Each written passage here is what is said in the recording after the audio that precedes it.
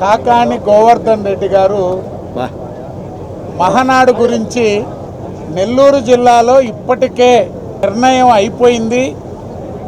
వైఎస్ఆర్ కాంగ్రెస్ పార్టీని గెలిపించేదానికి ప్రజలు సిద్ధమవుతున్నారు.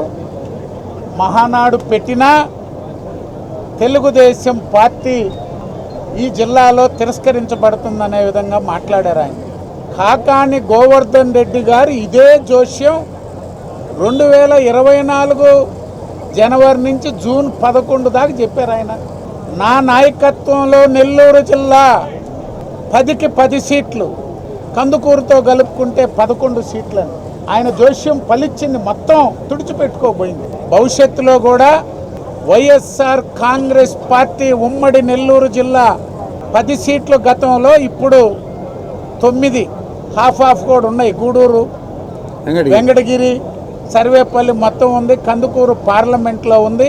ఆయన ఉమ్మడి జిల్లా అధ్యక్షుడు, 11 నియోజకవర్గాలకి అధ్యక్షుడు కాబట్టి చెప్తున్నా, 11 నియోజకవర్గాల్లో వైఎస్ఆర్ కాంగ్రెస్ పార్టీ ఒక్క నియోజకవర్గం కూడా గెలిచే అవకాశం లేదని చెప్పి 29 ఎన్నికల్లో డీలిమిటేషన్ అయినా, డీలిమిటేషన్ కాకపోయినా 11 అయినా, 16 అయినా, 13 అయినా, 14 అయినా అన్ని స్థానాలు తెలుగుదేశం పార్టీ గెలుచుకుంది.